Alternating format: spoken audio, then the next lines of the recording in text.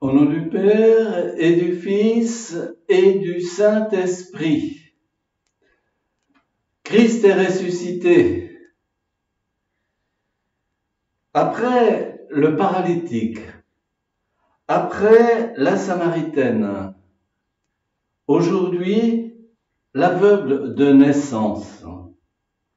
Nous sommes en plein dans la catéchèse baptismale, normale, car autrefois avait lieu, lors de la vigile pascale, les baptêmes des catéchumènes.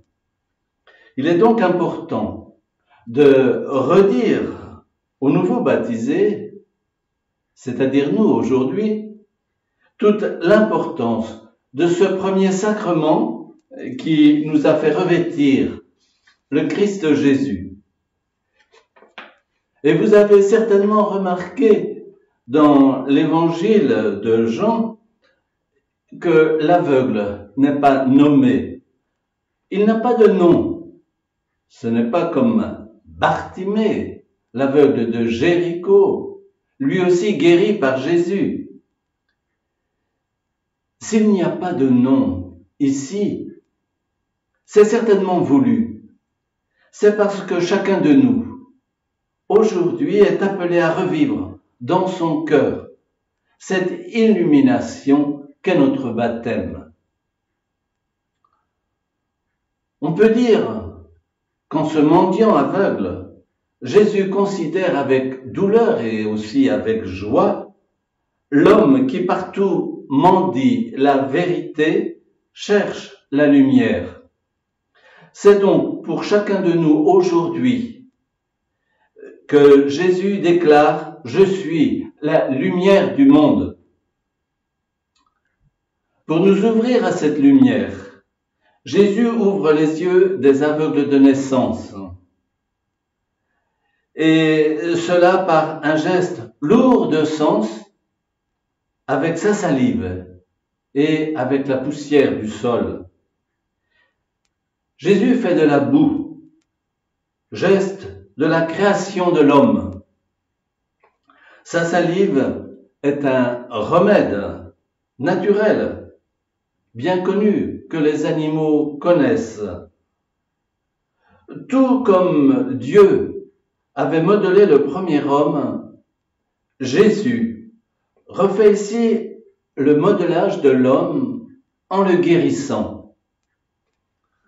En guérissant son regard, en lui apprenant à voir autrement, à ne chercher d'autre lumière que lui, la lumière du monde. Mais remarquez bien, cette fois que le modelage est suivi d'un bain, qui opère une sorte de nouvelle naissance, car l'homme revient lavé et voyant clair. L'homme est allé, envoyé par Jésus à la piscine de Siloé, qui veut dire la piscine de l'envoyé. Il y a là un jeu de mots puisque l'envoyé, c'est Jésus lui-même. Autrement dit, l'aveugle a été lavé et baptisé dans le Christ. Ceci est très fort. Nous aussi, frères et sœurs, c'est dans le Christ que nous sommes baptisés, dans le Christ que nous sommes guéris, recréés. Mesurons-nous toute la vie nouvelle qui est en nous? Dans le texte de l'Évangile, un mot va revenir 7 fois, le mot ouvert. Par exemple, dans la question que les voisins et les pharisiens posent à l'aveugle, « Mais dis-nous, comment tes yeux se sont-ils ouverts ?» Dans le rite du baptême, il y a celui que l'on appelle l'ephéta. C'est un mot araméen qui veut dire précisément « ouvre-toi ».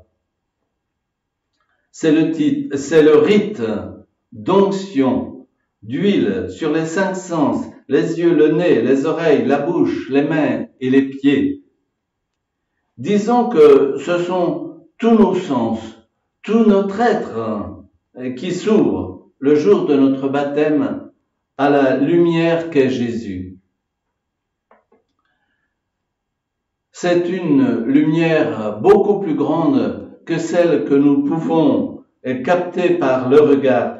Une lumière différente de celle qui se lève chaque matin et qui chaque soir disparaît. Différente du soleil et qui donne à nos yeux de caresser les choses de l'extérieur. La lumière qu'est Jésus est d'un autre ordre.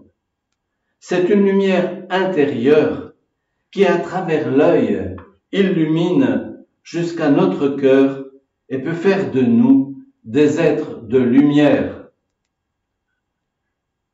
Être chrétien, ce n'est pas d'abord croire en Dieu. Les hommes n'ont pas attendu les chrétiens pour croire en Dieu. Mais c'est voir les hommes, voir les événements, notre vie, l'histoire de l'humanité avec les yeux mêmes de Jésus. Et cela change tout. Voir avec les yeux de Jésus, c'est voir avec les yeux de la foi. Et nous avons remarqué dans l'Évangile que l'aveugle, qui s'y achemine par étapes dans la foi, il commence par nommer Jésus. L'homme qu'on appelle Jésus a fait de la boue, dira-t-il à ses voisins. Les pharisiens vont lui demander, et toi, qui dis-tu de lui? C'est un prophète, c'est un homme qui vient de Dieu.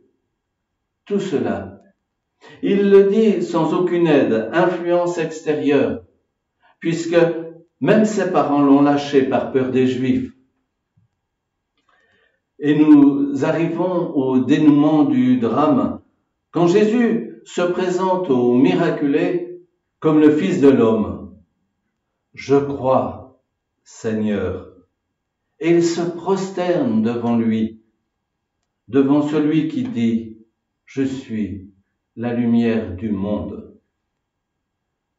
Vous voyez, nous avons là, dans ce récit, retracé les étapes de notre baptême.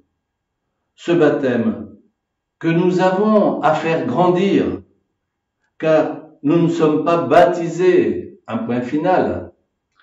Baptisés, nous le devenons chaque jour, un peu plus, si nous nous ouvrons à la vie de Jésus en nous, à la lumière qu'est Jésus. Le baptême, finalement, c'est une aventure qui nous engage à fond. Non, ce n'est pas une maladie que nous avons contractée quand nous étions petits. C'est le plus beau cadeau qu'ont pu nous faire nos parents, et de cela, nous devons les en remercier. Frères et sœurs, en ce temps pascal, prions les uns pour les autres, afin que nous nous laissions envahir par la lumière qu'est le Christ, afin qu'il nous renouvelle dans la grâce de notre baptême. Amen. Christ est ressuscité.